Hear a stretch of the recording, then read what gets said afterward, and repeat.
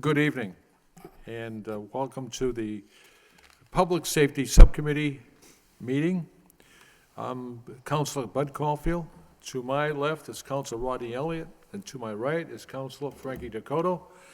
Also in attendance is Mayor James Milanazzo, Councilor Rita Mercier, the Solicitor Chris O'Connor, our Librarian Victoria Woodley, Chief LaValle, and Sergeant Tommy Seopes. Seopes, and Henry Marchand, and we do have people, employees of the Pollard Memorial Library. And we're here this evening because Council Rita Mercier asked for this subcommittee to convene a meeting and to discuss issues that could be, or may be, or are going on at the Pollard Memorial Library. And we're here as a sounding board to listen to those concerns and probably come up with a solution or resolution, not at this meeting, probably at a further meeting. The Pollard Memorial Library is a beautiful building which offers great books of history, of geography, English, and so forth, and it is used by every citizen in the city, especially the school children. We have received, the subcommittee has received communications from Diane Cloutier, Anastasia Sakarellis, Duncan McPhail, Donna DiUso, Judy McLaughlin, and Sophie Keogh. And we have also received a letter, and I'll read the letter just to let everybody know what's before us. To the City Council Safety Subcommittee, date December 13, 2010. We understand that some issues at the Pollard Memorial Library have been presented to you to review. As the professional librarian staff at the Pollard, we wanted to make it clear that in no way does Library Assistant Diane Cloutier speak for or represent everyone in the library. This is a public library and everyone is welcome. Thousands of patrons use our library every year. Even with cutbacks and staff shortages, we maintain a high level of service to the community. Last year, we held 195 children's programs with over 5,000 participants, 63 young adult programs with 769 participants, and 131 adult programs with 1,600 plus participating. Like every other urban library, we deal with a myriad of people with diverse backgrounds on a daily basis, and occasionally events occur that need attention. However, the number of difficult patrons compared to the number that use this library without incident is minuscule. These problems are handled by library administration according to the policies that are in place. Library staff who have issues with the policy should contact the director, who will then review the situation with the trustees. It is the director and the trustees who are ultimately responsible for the general care, administration, and policy making for the library. Signed, Beth Brassell, Young Adult Librarian, Patricia M. Callahan, Reference Librarian, Pam Colt, Head of Circulation and Reference Librarian, Susan Foxstead, Assistant Director, Molly Hancock, Coordinator of Youth Services, Monica McDermott, Reference Librarian. I read that for the record, and it will be part of the record for this subcommittee, and I read that so everyone knows we're all on the same playing field, and it doesn't mean that we're not going to listen to those employees of the Pollard Memorial Library who have brought concerns of safety and respect to that beautiful building. I would now entertain, the subcommittee would entertain anyone who would like to come to the podium and speak about the concerns that exist there. Please. Give us your name, please, and address. Yes, my name is Anastasia Sakalaris, and I have been a library assistant at the Pollard Memorial Library for 16 years, and I'm a former steward of my union, Local 1705. I'm very proud of the library. I think it has a wonderful role in this city, in this state, and my concerns I'm voicing because I am proud of it, and I want it to continue to be a place that we can continue to be proud and continue to give good service. These are my concerns, though. At the library, we have a significant and recurring problem with young people coming in and being disrespectful, disruptive, and destructive of property. And we need a consistent and effective policy for dealing with this. We need to make it known by word and action that this will not be tolerated.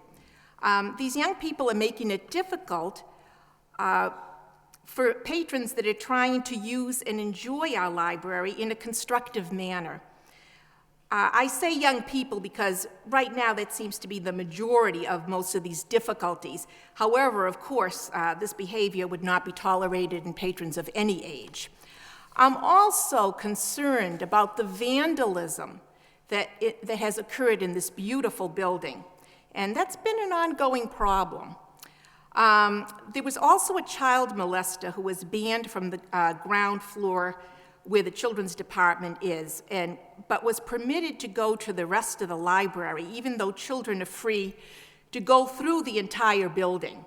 I found out after the fact that a patron I had spoken to, not this particular one though, but another patron that I'd spoken to and had been assisting, was a level 3 sex offender. And I shudder to think that I had been only 2 feet away from such an individual unawares. Should such sex offenders be permitted in the building? That's a question that needs to be asked, and it's a question that needs to be answered. We need a definite and consistent policy regarding this for the safety and peace of mind of both patrons and staff. Anastasia, could I just, so everyone's going to have a chance to speak, well, we have to adjourn probably at yes. 25 past 6, but I want to know, I think the subcommittee wants to know, what is the most disturbing problem at the Pollard Memorial Library, whether it respects to safety, or no respect from some patrons and so forth? What is the most troubling problem? Well, I would say the destructive behavior of individuals. Destructive behavior? The disrespect, the destructive behavior. Also, a consistent policy to deal with the issue of the sex offenders as well. I think that that's something that we need to look at. Also, I believe that the issue of pornography at the library is important. We need a consistent policy about that as well. I know that filters have been put in there, but sometimes I don't think that that's necessarily a good way to deal with it, because a lot of people know how to crack through these as well. The committee has received your document, your communication, you signed it, and what you're saying there, we have that right here. And I've read them, and it appears to me that there are some patrons who might be teenagers who come into the facility and don't know what respect means, they don't know what authority means, and when they're told to leave, they go out one door and they come back in another.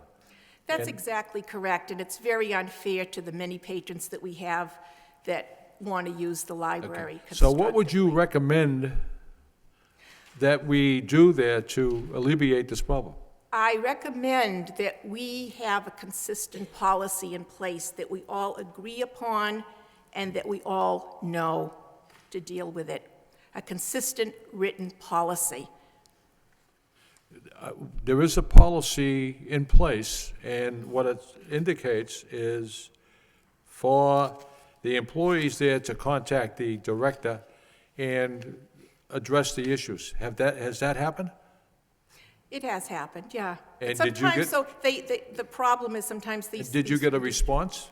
Yes, but the individuals sometimes make their way back in, and probably should not. You know, there are some people that probably should not be brought back into the library until they can behave.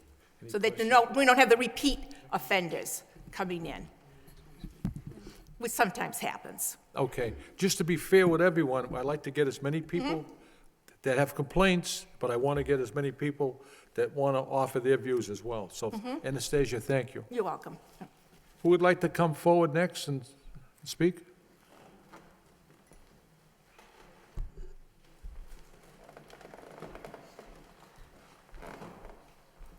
Good evening. My name is Donna Dusso. I live at 1J Road in Billerica, Mass., and I'm a library assistant at the Pollard Memorial Library. I know you've received my document as well, so I won't read that. I just wanted to reiterate that we do have quite a problem with unruly youth. At this point, they seem to be, in my eyes, the biggest problem that we have. We have not just teenagers, but younger than teenagers, also in the children's area, that come in. They seem to use the library more as a clubhouse than they do as what you would think a library would be used for. We've had fighting. We've had just general, actually bullying from one child to another just to get on a computer. We have called the person in charge, and they have spoken to them, but again, these children, if asked to leave, often go out one door, come back the other, and usually they're back day after day, causing problems Have you well. brought this problem or these issues to your superiors? Yes, I've called the person in charge And a number of times myself. Have you received any response? And Yeah, often they're spoken to. Sometimes they're asked to leave the library. Sometimes they're I'm not. talking about, have you directed this to your superiors at the library? Yeah, well, calling the person in charge, I feel.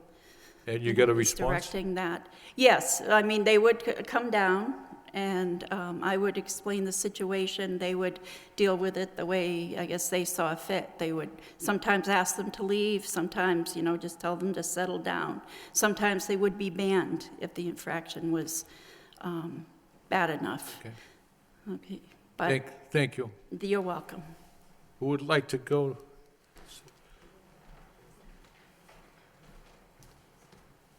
Sophie?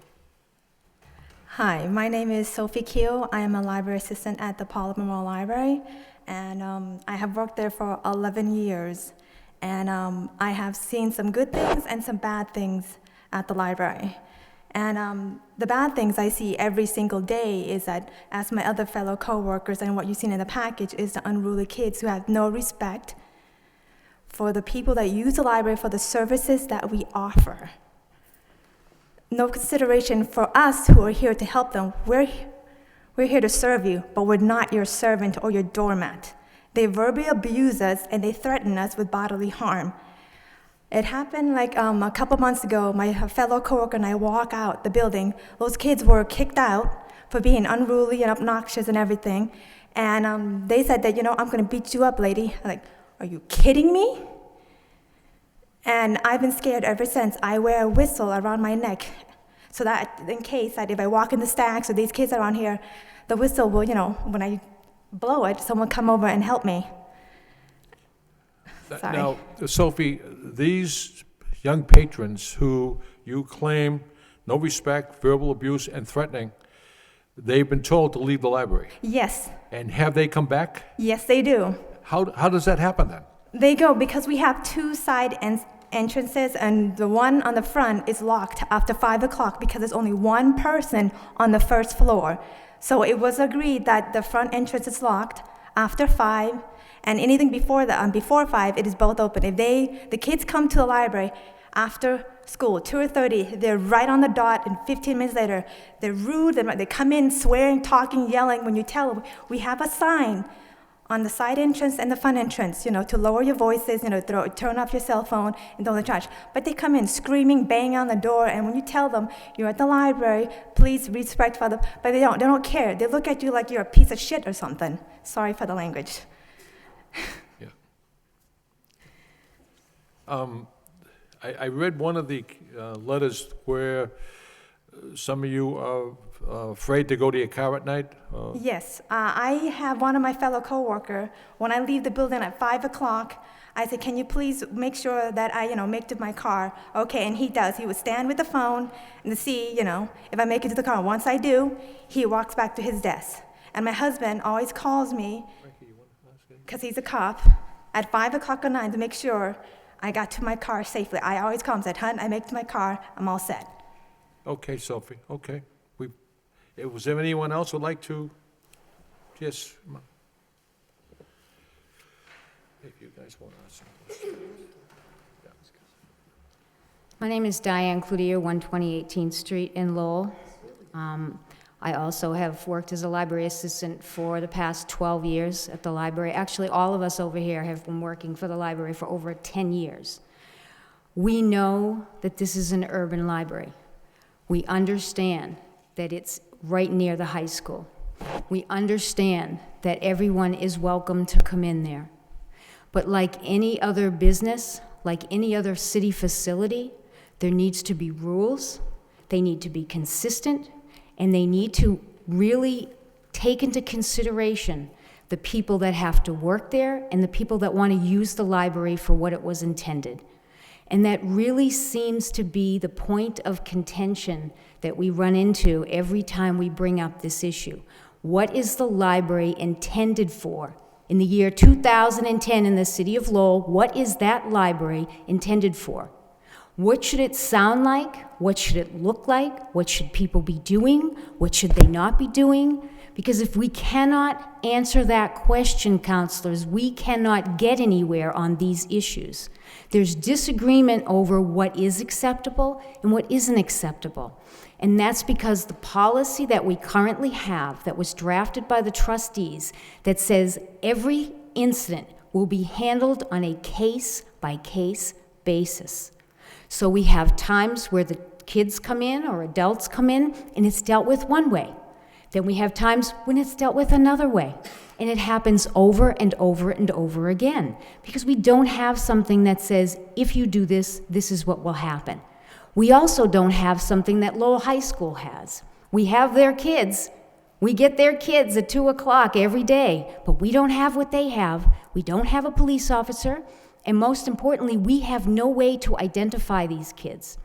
Counselor, you keep asking, how does this happen? It's not just that they come in one door and go out another. We have cameras, but cameras don't tell you who they are.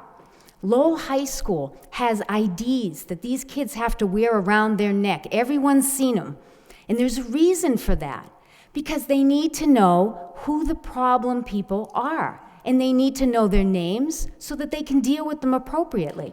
Yes, when I call for a supervisor, they absolutely come.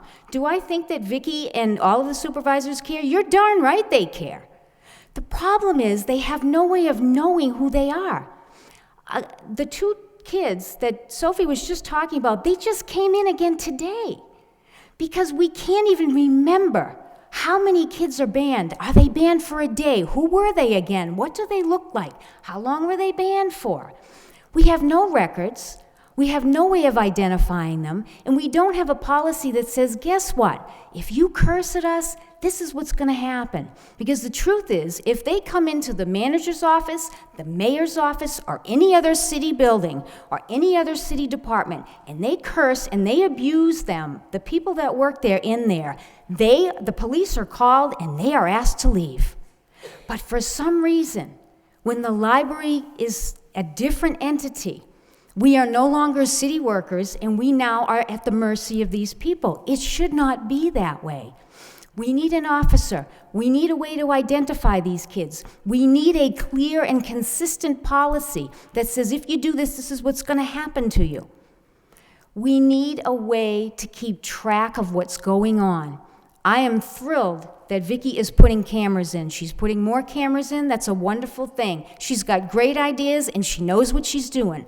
The problem is we need the resources to back it up. We need a policy that says you can ID them. We need somebody to do it. And we need people that say, you're not going to do this anymore. If you come in the front door and you come in the back door, the police are going to be called. Okay. We need records. Okay, Diane, thank you. Anyone else like to speak? Anyone who'd like to speak with the complaints that we've been talking about? Okay, now I'm going to ask the librarian, Victoria Woodley, if you'd like to address the subcommittee and give us your views, and anyone else who'd like to address the subcommittee about the library and its positive image it has. Great, can you hear me? Oh, good. I got Just it speak right into that. Just speak right into it, okay, got it. Thank you. When I was preparing to come to this meeting, I looked through the reports that involve teens over the last year, all of 2010. And in fact, someone in the law department did a little compilation to see, who was involved staff-wise with the reports, how many there were. And it's maybe, we have written reports of incidents that somebody wants to write up, maybe 2 to 3 times a month. So there aren't as many I would not say this is a daily occurrence. I feel that it certainly happens. We certainly want to deal with it. The things that the people that have spoken that they have talked about certainly exist, and I know those things really did happen. And So Victoria, you're more or less admitting that there are problems? Sure, I am admitting that. I'm just saying that they make it sound like this is happening absolutely every single day. In fact, in the time that Diane spoke to the city council, she said it was a daily thing. It's not a daily thing, okay? I don't get daily reports. Yes, I think there is always going to be a problem with the kids, but some of the solutions that at least Diane has come up with, I'm not sure you can legally do things like that. Is she saying that people are going to she's going to force people to wear ID badges in the building? I mean, is that something you can do? There is also a question about level 3 sex offender. If somebody is not banned from coming into the library and I don't see this person around a child, am I allowed to throw him out just because he's a level 3 sex offender? I have a lot of questions about the legality of what I can do. I want people to be safe, but I have to think about what am I, legally able to do? I mean, the incidence of that person who was, I guess at the time, a level 2 sex offender, now is a level 3 sex offender, ended up having his probation, he violated his probation he was wearing one of those bracelets and left part of the device in the library, so that's how we found out he was even there. We didn't even know that about him. So we're finding out a lot of this stuff, but just how far can I go? Another thing too with kids, because I know Diane mentioned, about pornography and things. I am not a school. I don't have the same responsibilities a school has as far as keeping children safe, too. I do the very best I can with a policy on how old a child has to be by themselves in the library, how old their attending person has to be. But I am not a school. I don't have the same responsibilities or rights that a school has, and that's something else to think about. Let's see, I'm trying to think if there's other things. Question, too, about pornography. We do have a policy for using the internet, is that you're never going to get a definition from somebody on what is explicit and what is pornographic. And right now, the way we handle things is, it says in our policy that it doesn't say specifically the staff, but if we deem that somebody is watching on our public computers is inappropriate, we can tell them to shut it off. If another person who is at the library says, I feel uncomfortable with what this person is watching, we'll tell them, you need to shut that off. And so far, they've always done that. So we do have ways to handle things, but it's going to be awfully hard to sit there and define something like that. So those are a few things that I wanted to say. Victoria, I don't know, and I'll ask the solicitor come up with some guidelines, what we can do legally, but I do want to say that we have 6 employees at the library coming before the subcommittee with, from what I gather, is a little bit of fear in the workplace. Are the rules being adhered to? These violators who are violating the rules, that's the issue. What are we doing about that? In the reports, it shows what the person who had to deal with it did, and they either tell the person who's doing what they shouldn't be doing, that they need to stop. If that doesn't work, they graduate to you need to leave. If that doesn't work, we're going to call the police. We call the police. We have called the police in various instances. So it's not true to say that we're not doing things about it. Can I keep them from going out one door and in the other? Only if I see them. Can I spend my entire day at the library following people around? No, not really. I also have to wait on all the people who are there and need services and other stuff that I have to do. Thank you, Victoria. Madam Solicitor, I think what's running through my head and my colleagues on this subcommittee is we have repeated offenders. And legally, how can we identify them and say you're not allowed in the library anymore? Because you're causing a disturbance and you're threatening remarks, your vulgar language, you have no respect for anyone else, especially the employees. What can we do about that? Well, it all goes back to having policies in place, and there are policies that are in place, and those policies are consistent.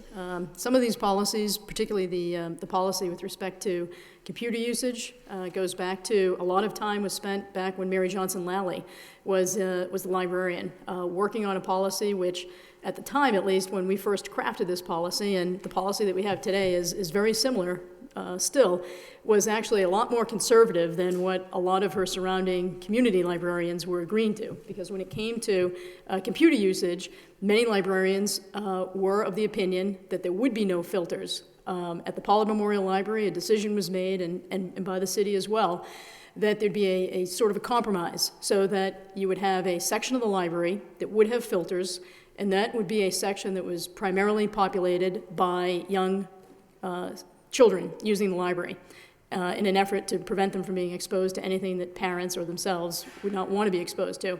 The rest of the library, the computers on the second floor, away from the children's area, or the children using this section, would not have filters, because the mission of a library is to provide access to as much information and material as you can. And as we all know, what's difficult with the internet is that somebody can be running searches for very legitimate things and pull up, nevertheless, sensitive material that's part of that search engine.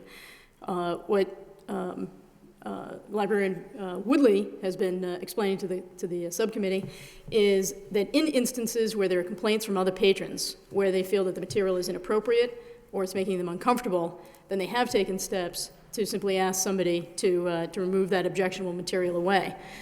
With respect to the behavior policy, that is a consistent policy, and it has been followed. The library has forms that they use. They're titled accident, disturbance, vandalism reports, so that if an employee in the library, and that has happened in countless cases, there's probably about a dozen instances over the past year where, pursuant to this policy, a member of the library staff or even a patron might come forward and issue a complaint. And that complaint is paired up against our policy. Doesn't involve behavior that is prohibited in the library. The reason we do it on a case-by-case basis is the same reason that we do even city employment disciplinary matters. We have acceptable standards for employees at the city, but we do them all on a case-by-case basis. There's actually a hearing process involved in this, and there's also an appeal process. On one of these instances, the appeal was taken, and there was a reduction of the time down to, I think, 6 months, where somebody was removed from the library.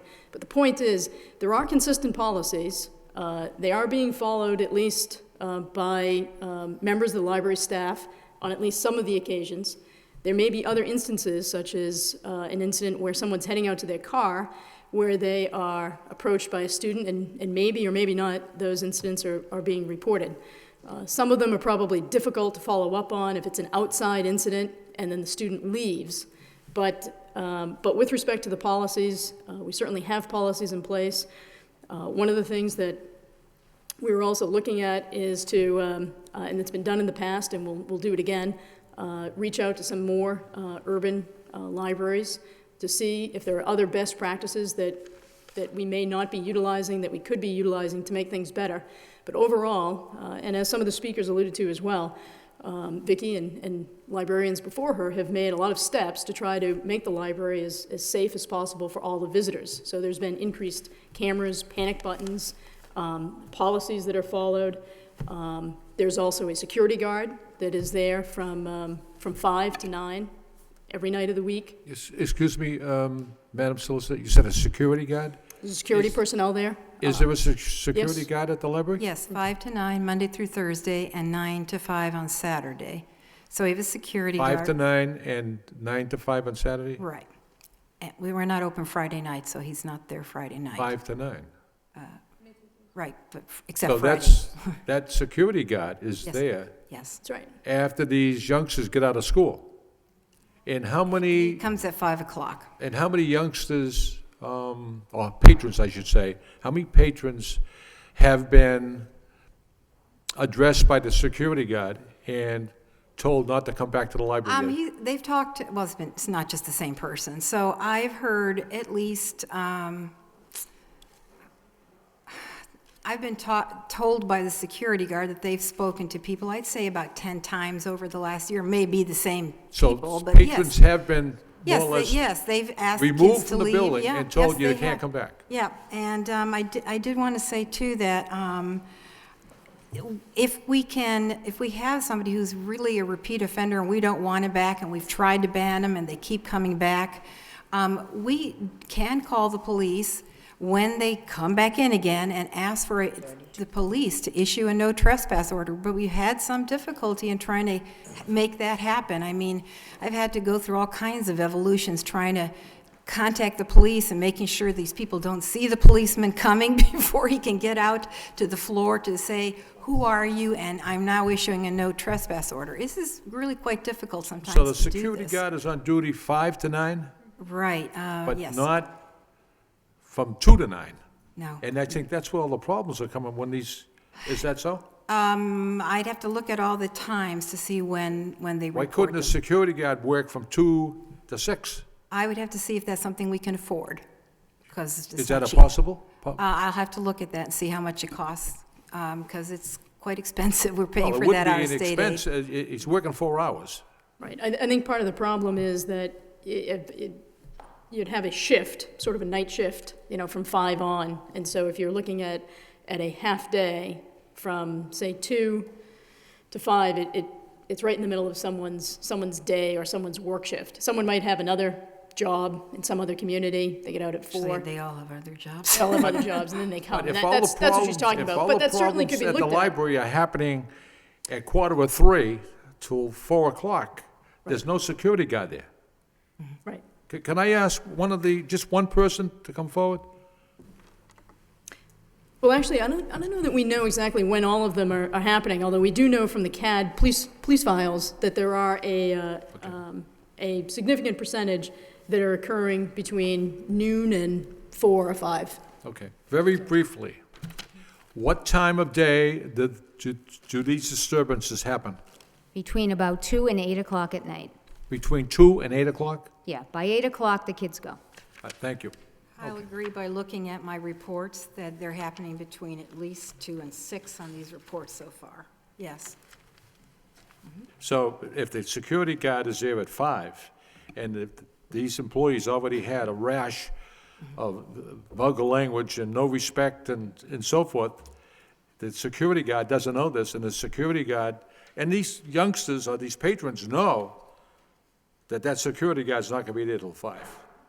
And if they feel as though they can pick on someone and make life miserable for people, that's what's happening.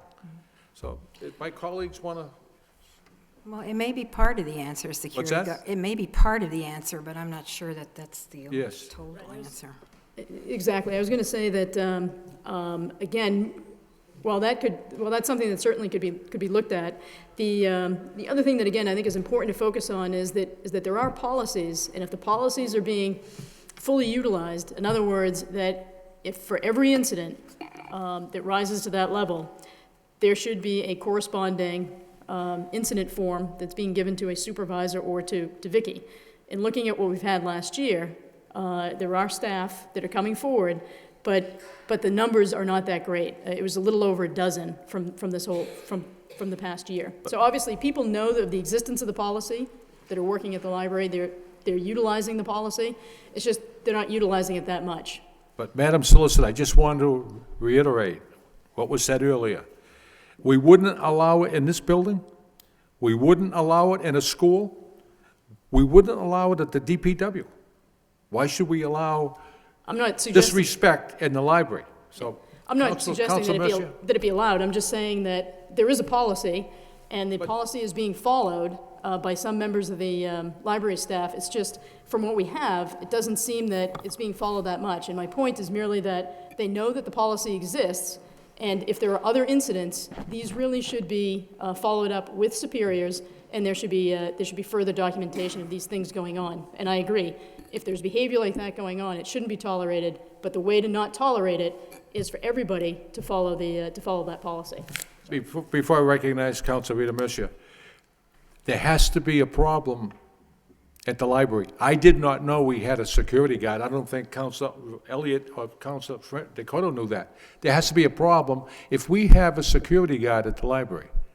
We got that security guard long before I took this job because What of I'm the last saying is, what I'm safety saying sec- is that person is there Oh, okay, I understand what you're saying now. because it's a problem. Yes. Council Mercier? Thank you, Mr. Chairman, and thank you for entertaining this motion to your subcommittee along with your members. I didn't bring this motion forward to send a message that the director is not doing her job or that it's a very bad building. I know that there'll be problems. There's problems no matter where you go. But I brought this motion forward because I had concerns with a few people that work there. Public safety isn't just enforced on the street. Public safety should occur in buildings as well. And Councilor Caulfield, you said it very well. We wouldn't tolerate that here in this building. We shouldn't be tolerating it over there. We're so concerned today in this litigious society that we're afraid to act or we may be sued, the city may be sued. What are we legally able to do? We're legally able to expect law and order in a place where people should come and respect that building. The Pollard Memorial Library is a jewel in this city. It's a shining star, and it's being tarnished for lack of follow-up, enforcement. I know we have a policy. I see it here. But it doesn't matter if we have a policy if it's not being enforced. I don't know what role this... I'm shocked that there is even a security guard. I should think this person that's his duty, to enforce security in the building. At least a level of respect for the people that work there. I wouldn't want someone coming in here and start screaming and swearing and throwing books around. I wouldn't tolerate it. And if the message gets out, they're not going to put up with that there. You will see the environment change. That's what I'm asking for. That's what these people are asking for. It's a shame that this day and age that one of our employees has to wear a whistle to work. That is highly unacceptable. I can't believe it. And I am irate when I say that, but I'm concerned. Does the policy state, Madam Librarian Director, that children 9 years old and over can be left in the library unattended? The unattended children's policy does say that, yes. Do you think a 9-year-old should be dropped off like that as a daycare center and be allowed to sit there alone, unattended? I don't think so. This policy should be updated, upgraded, It was enforced. updated. Well, it was should be updated. upgraded again, because that particular 9-year-old should not be dropped off there. That's not a daycare center. I don't think you're a babysitter. I think you're there to provide a service, a public service for people to enjoy, to take books out, to read books, to be respectful. And the message should be very well clear. And if we have a security guard, he should be or she should be enforcing the law, that these disrespectful thugs are not going out one door because they're kicked out and coming in another door. That is unacceptable. That should not be tolerated. And someone is there that should be enforcing that.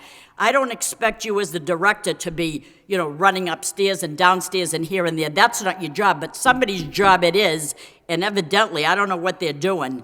I'm not saying they're not doing their job, and I'm not saying it's happening every day. I don't know that it's happening. It shouldn't be happening as often as it is. There should be a level of respect to the people that work there. I know that society has changed and people become immune to vandalism and stuff, but this is wrong.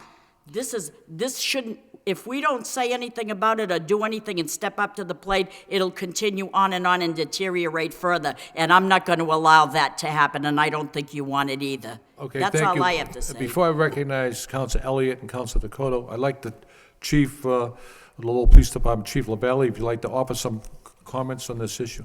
Sure. Could I ask the security officer who's employed at the library, is he a contract employee from a security officer firm in the city? Correct.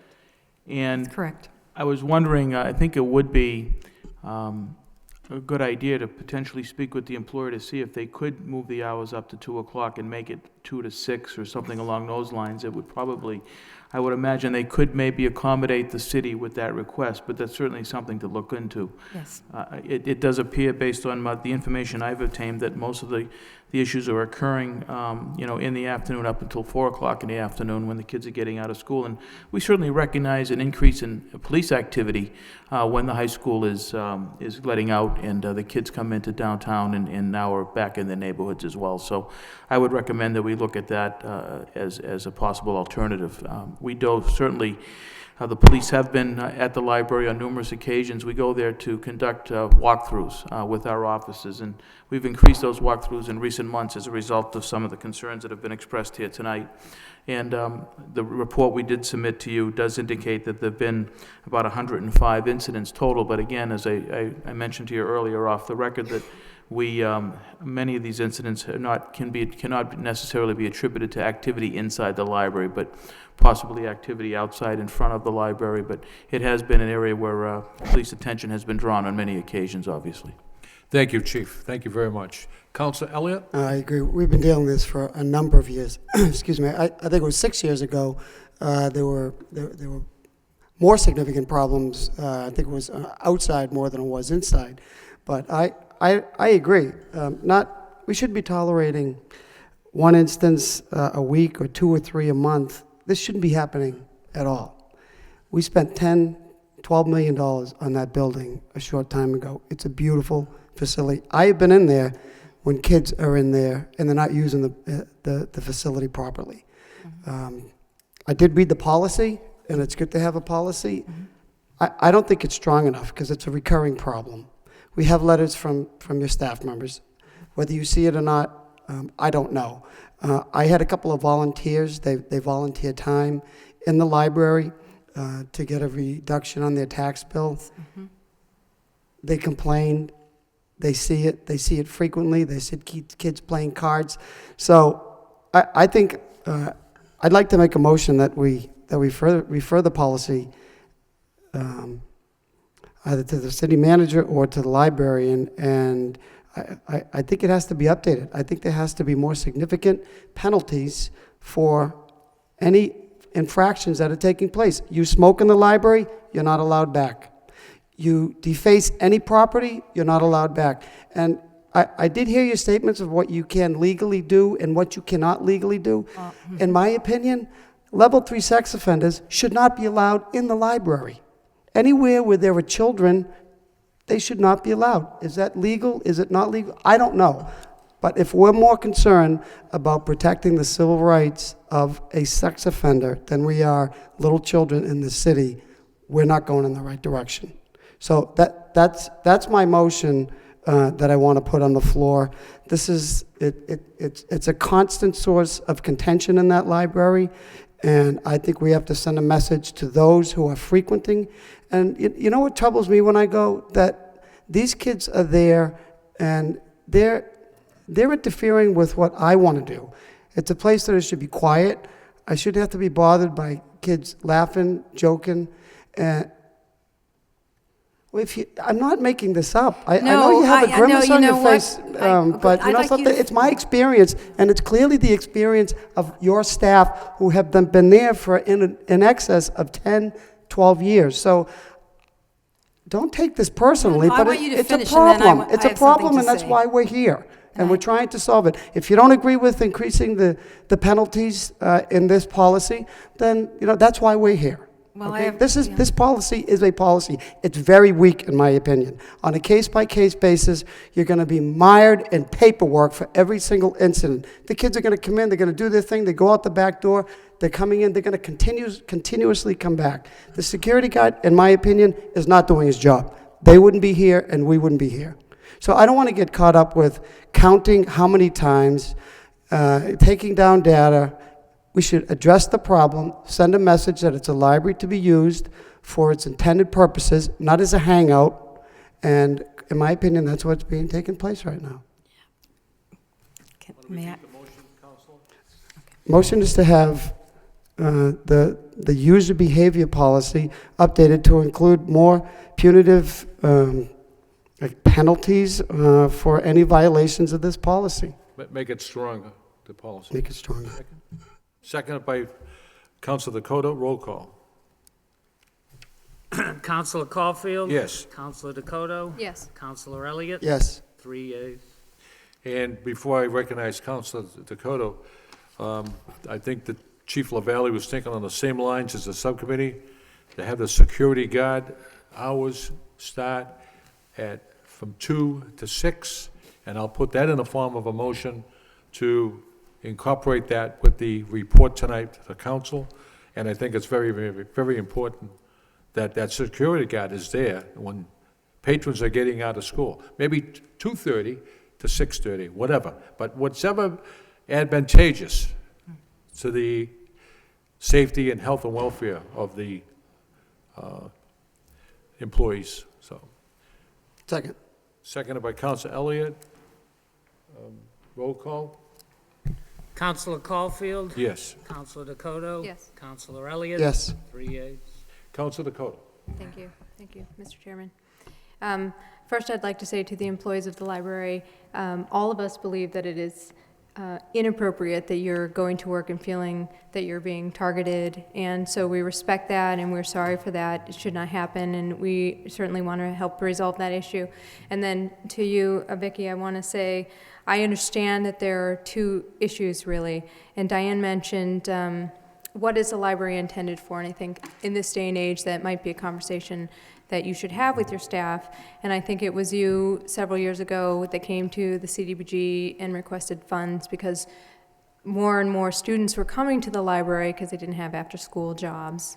I believe that was you who came. And so I understand your need to try and provide that safe place for some of these kids to come after school. And perhaps what we can do is have a room, I know you have conference rooms, perhaps there can be rooms that are less stringent, but I do also believe that the people who are in that library for the intended purpose of learning and studying should be able to do that unencumbered. And so in this dialogue, perhaps we can come up with a solution for that works to fulfill both of your missions in that library, including working on changing the hours of the security guard. That should be helpful. Tweaking this policy. Now, are you able to take photographs of people? You don't take photographs of people who have been removed from the library? I have cameras at the entrances and exits, and I don't think the pictures are really good enough sometimes to tell who they are, quite frankly. But it's not part of the procedure when you ask someone officially to leave that you let them know that they will have their photograph taken, it'll be posted? No, that's not part of any procedure that I have. Okay. I also, well, why don't you Oh, please finish? go. No, I was Go. going to say, I've been wanted to say something. In regards to the safety of the staff, we had a staff meeting on October 6th, and two things that came out of that was that for their own safety, in the minutes, yes, the minutes, it says, if someone touches you or threatens you, you should call the police or use the panic buttons first and then notify your supervisor. And I have been working on getting the panic buttons to report correctly because I found out that they were reporting to the company who monitors it, but they didn't know what a couple of them were because it was not installed correctly. So I've been working on, in fact, I just got a quote on fixing that. I am trying to get more cameras in the areas where the people are, so we can get a better idea of what is going on that way. Also to deal with theft, people steal things.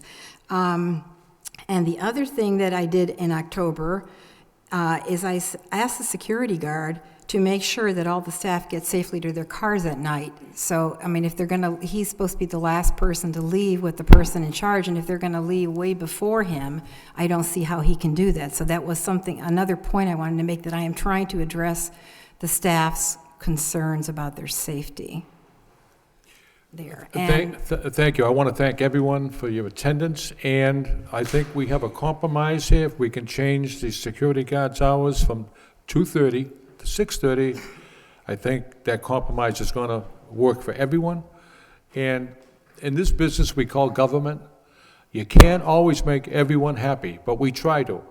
We try to. And I realize the librarian's responsibilities and the immense responsibility she has to run that beautiful facility, but I also understand, we understand the issues that the employees have brought forward too. So I want to thank the chief, the mayor, Councilor Rita Mercier, Henry Marchand, and everyone for your attendance, and we will probably meet after the first of the year and review the upgrades to the policies. The trustees have to do this with me, so Well, we need to make sure yeah, that it's after right. the grades. But we're not going to, we don't want to rush into this. We want to just take our time. Right. It's an issue that's been going on for a while, and we're not going to solve the problem overnight either. So with that said, I'll entertain a motion to adjourn by Council.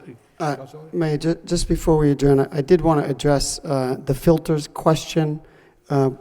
Who determined what level, or how is it determined what level of information is accessible through the level of filters that are put on the computers? You can tweak the settings a little bit, but they also just have a regular setting that deals with words and stuff that are considered pornographic. I'm not sure about images, but they do seem to be fairly effective. I fooled around with one of them to see what kind of information I could get, and I put in something really nasty, and I was surprised when I got results, of my search. But what happens is you get results telling you there's this, and this out there to look at, but then when you click on it, it won't go to it. So that's how the filters work. As part of your report, could you please conclude an explanation on the process? Because I think whatever the filters that are placed on employees' computers are the same filters that should be placed on these computers. Don't have any filters on my employees' computers? Is that what you thought? I'm going to presume that there are filters through the MIS system to prevent certain access. Sir, we're not on the city's network. We're on a different network. Whatever, I'm not an expert on computers. Okay. What I do know is that there are filters in there. There is software to prevent whatever on the employees' computers in the city, whatever our MIS department uses. That's what I think that we should be using on those computers. This is taxpayer property, and I'm going to strongly presume, that people don't want their taxpayer money being used for anybody to access pornographic information on any computer in the library. I can ask MIS. As I said, we don't use the city's computers. There's only 2 of them in our building. I have one. I can ask them what they use compared to what I am presently paying for. Okay, thank you. I just have one last question, and we have to adjourn. Librarian Woodley, who do you have to go to change the hours for the security guard? City manager or the trustees? I don't think so. I don't think I have to go through anybody. I have to see if I can do it in the budget. The trustees don't tell me. I can tell them I'd like to spend money, and I probably will, but I don't need their permission. And since we're paying out of the state aid fund, that will be up to me to make sure that I have the money to do what we want to do, so I have to check into that. Thank you, and Merry Christmas to you. I'll entertain a motion to adjourn by Councilor Elliott, seconded by Councilor Dakota. Thank you very much. Thank you, sir.